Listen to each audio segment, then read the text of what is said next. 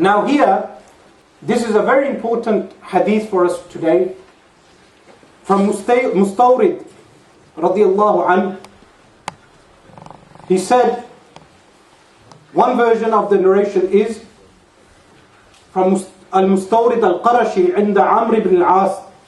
He was with Amr ibn al-As. He said, سمعت رسول الله صلى الله عليه وسلم say, تقوم الساعة والروم أكثر الناس. فقال له عمرو أبصر ما تقول.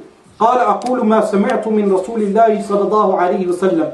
قال لئن قلت ذلك إن فيهم لخسالا أربعا إنهم لأحلم الناس عند فتنة وأسرعهم إفاقة بعد مصيبة وأوشكهم كرة بعد فرة وخيرهم لمسكين ويتيم وضعيف وخامسة حسنة جميلة وأمنعهم من ظلم الملوك, which mentions Mustawrid al-Qarashi was with Amr ibn al-As radiallahu anhu.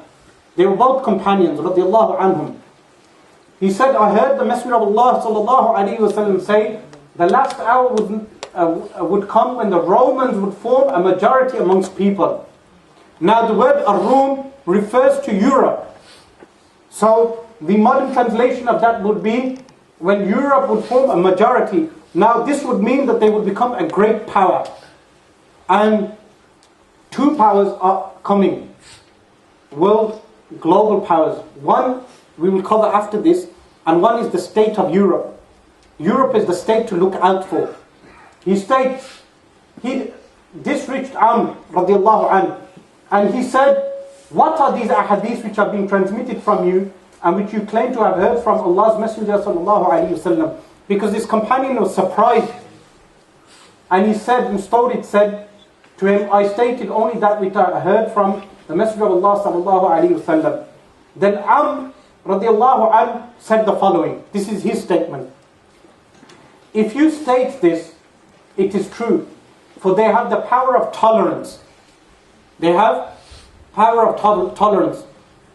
A tolerant society, multicultural society, a democratic state. All these traits are found in these lands. Amongst people at the time of turmoil, when there is turmoil, they have tolerance and restore themselves to sanity after trouble. Meaning after they have a major catastrophe, like in New York recently, you had Hurricane Sandy. After the hurricane, they recover. America will really be called the Greater Roman Empire, or the New Roman Empire, or the extension of Europe. The extension of Europe, or the Siamese twin of Europe. And it states, and are good amongst people so far as the destitute and weak are concerned. That as far as the weak are concerned, they are good amongst them. And they have the patience to undergo a trial and immediately restore themselves to sanity after trouble and attack again after flight. They have the quality of being good to the destitute and the orphans. These are different addition. And to the weak. And fifthly, the good quality in them is that they put resistance against the oppression of kings. Meaning if their rulers oppress them, they fight against those rulers. So if oppression happened, any sort of oppression by a European leader against his own people, the European people rise up against that leader. And this is where we have the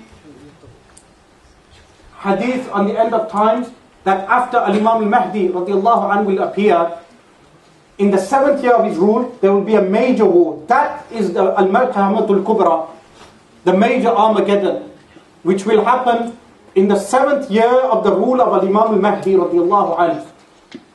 The hadith states, you will make a peace treaty with the Romans, and together you will invade an enemy beyond Rome. Someone who will cover the regions of Constantinople, al-Qustantiniya. And it states, you will be victorious and take much booty, meaning the Europeans and the Muslims will fight. Now some have stated that this refers to the Russians, because the Russians are European also, that the Muslims will unite with the Russians. Today I will not cover that. But the point is that a European state will be formed, and what will happen? You'll be victorious and take much booty. And after taking Constantinople, then you will camp in a hilly pasture. Look at this. The Messenger ﷺ is even describing the area where the Muslims will camp with the Christian army. One of the Romans will come and raise a cross and say victory to the cross. So one of the Muslims will come and kill him. Then the Romans will break the treaty and there will be a battle. They will gather an army against you and come against you with 80 banners, each banner followed by 10,000 men. So under each banner, 80 banners. Under each banner, 10,000 men. I do not think the Russians can muster such an army. NATO and the European Union and the UN are the only forces that can muster such a number of men. The idea of a European superstate which is coming about, this is the new power which the Muslims will face in the future. And here you have numerous flags. I counted all of them. I think actually that was another picture. I counted 50. So I've tried looking for one with 80. And then here at the end of the English, the European superstate, meaning England and the British Empire is finished. Now it is about Europe. The reason why I placed the corporation at the bottom, this is a preview of the film. I've read the book, I have the book to this, is just to recommend, it's a good read, to read upon corporations. Because, like I said to you, the global agenda that we have today is a mesh of numerous factors. It includes religious factors and it also includes corporations. It includes magic. It includes pharaonic dynasty, background of Greek culture. There's numerous things involved in the world culture that we have today. The second power that will rise, and I wanted to mention this, where Rasulullah ﷺ said, the day of judgment will not come about until Muslims fight the Jews, and are placed in brackets on purpose in a war. This is a war which is prophesied, because some people use this to attack Jews. In fact, Jews are protected minorities in the Muslim world, and no Muslim has the right to attack a Jew except in war.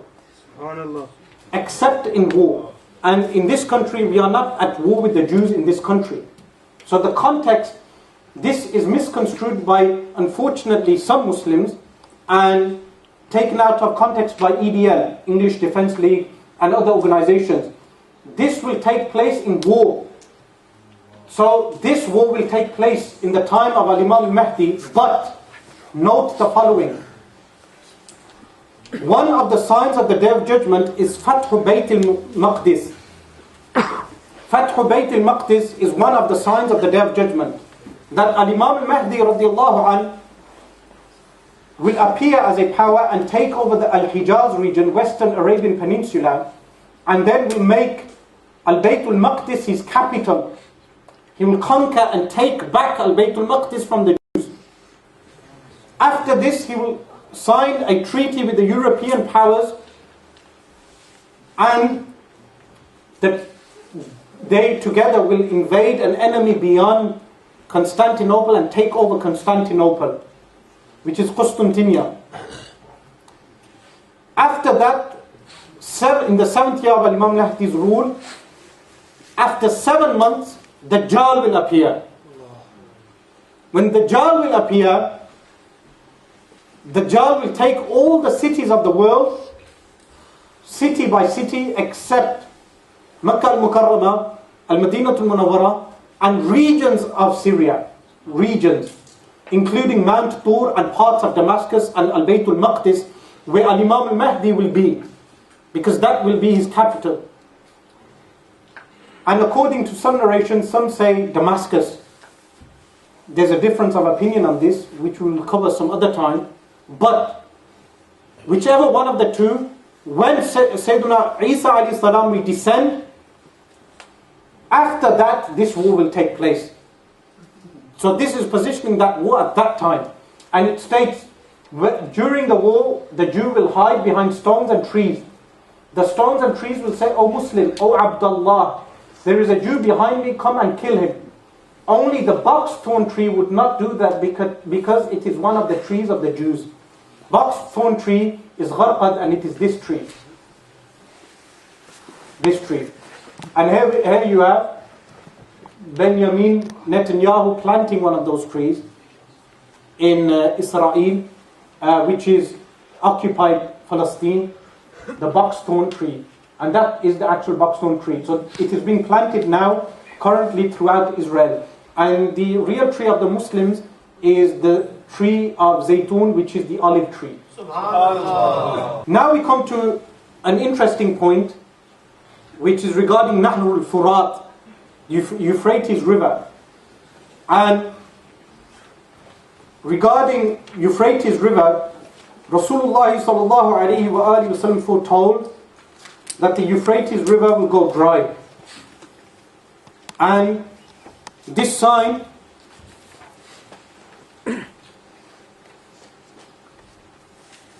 will happen before al-Imam al-Mahdi.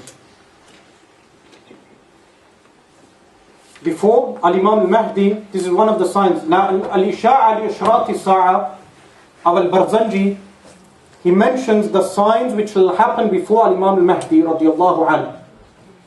And from amongst those signs,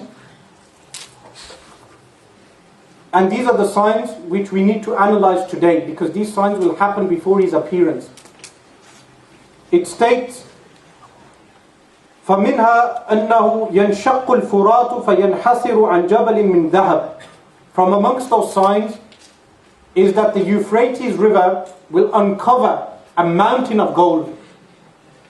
And the hadith relating to that is عن أبي هريرة رضي الله عنه قال قال رسول الله صلى الله عليه وسلم يوشك الفرات أن يحسر عن كنز من ذهب فمن حضره فلا يأخذ منه شيئا, which means that it will be that the Euphrates River shall uncover a treasure of gold. Whoever is there, let him not take anything. This particular hadith is in the Sahih of Imam Muslim, which states the hour will not be established until the Euphrates uncovers a mountain of gold. People will kill one another over it. From every 199 people will be killed. Each man from amongst them will say, perhaps I will be the one saved. Some people have tried saying that this refers to oil. This is the Euphrates River. What will happen is the level of the water will recede, go down until a mountain or a treasure of gold will appear. So on the authority, this is showing the hadith will disclose the treasure, a mountain of gold, so whoever will be present at that time should not take anything of it. The Euphrates, will uncover a mountain of gold under it, a treasure that will be found.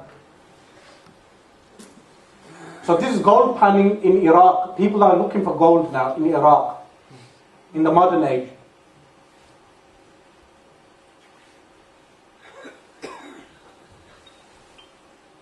So they're taking gold out. They are finding bits of gold now.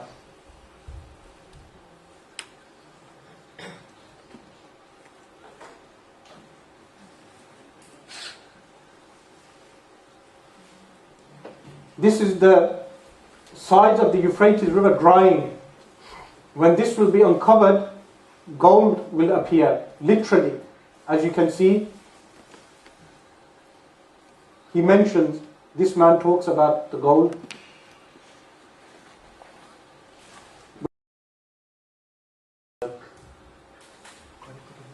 He talks about the gold as if it is something good.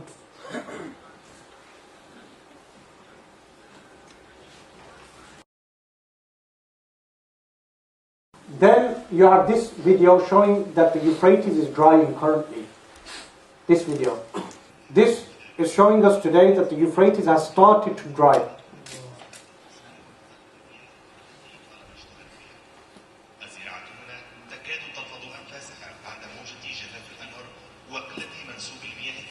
He's talking about the agriculture, that they have no water left for agriculture, as you can see in the Euphrates region, and the water is drying up.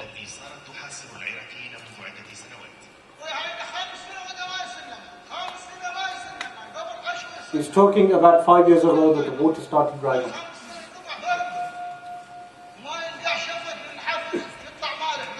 Now if you remember, we also covered the hadith that mentions in Kufa the water will start drying up. So this is the sign of the end of times. So all these areas need water to cultivate the land.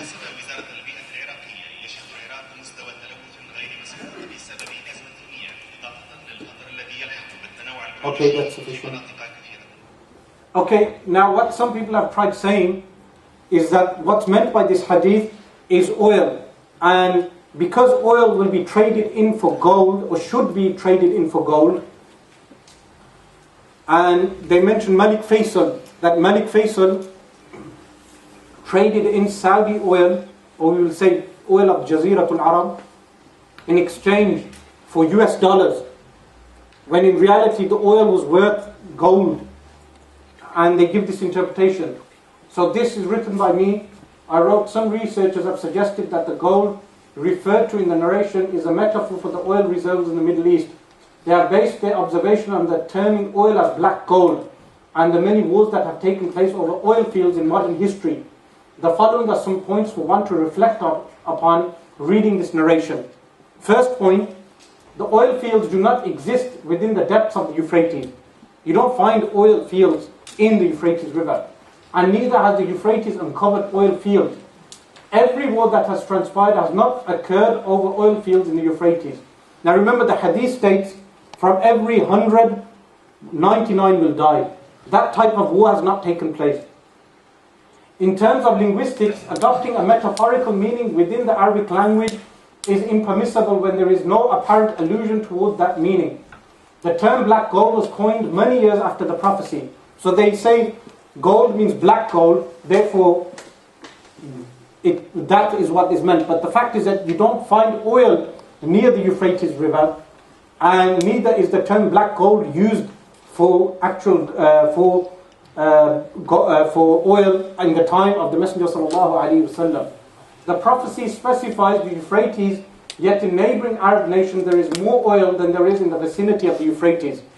Another point, there is a clear prohibition in the narration for the believer to partake of this gold. If oil was intended by this narration, it would be prohibited for people to take from it. Even when this gold shall be uncovered, 99 of every 100 who attempt to claim a portion of this gold will die. No such turmoil has taken place to date over any portion of the Euphrates River. Evidently, the sanctions on Iraq and other Arab nations have been prophesied elsewhere.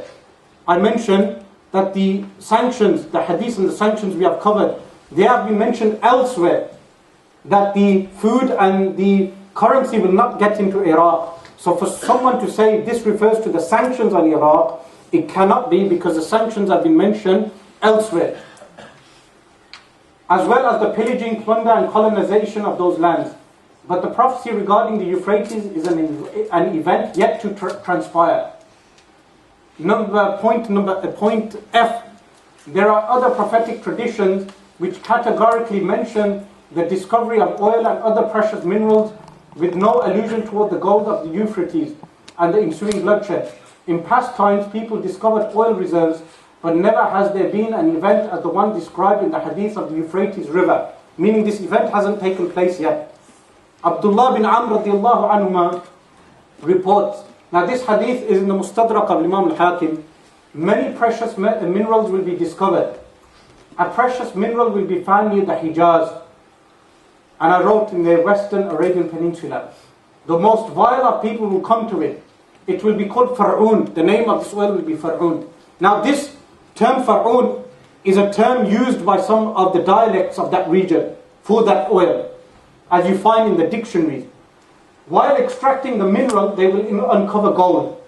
So the ma'adin, or the precious metals, or the precious minerals that are being discovered, they will be different to gold. They will then be intrigued as to the extent of the gold. In this state, they will sink into the ground along with the gold. So this is showing you that oil will be discovered in those regions.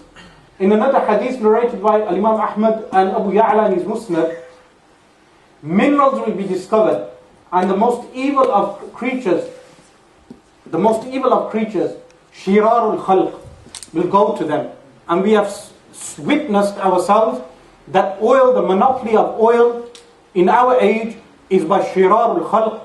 Firstly, American oil companies, OPEC and others. American oil companies have a monopoly over Muslim minerals. And these are the worst of creatures. And then those Muslims who have given them that gold. And this is the last point on this. The uncovering of a mountain of gold does not necessitate that the entire river will dry. Rather, water levels in a specific region will recede, uncovering a mountain of gold. Our master Abu Hurairah radiallahu anhu report from Rasulullah sallallahu alayhi wasallam, the fourth tribulation. This hadith is in this book. In this book, Nu'aym bin Hammad's book, Al-Fitan. It states, the fourth tribulation will last 18 years. Then it will depart whenever it goes away. By then the Euphrates will have uncovered a mountain of gold. So there will be a fitna, a tribulation for 18 years, where war will ensue in that region. After 18 years, the river will dry. A whole nation will be inclined towards it. And from every 9, 7 will be killed.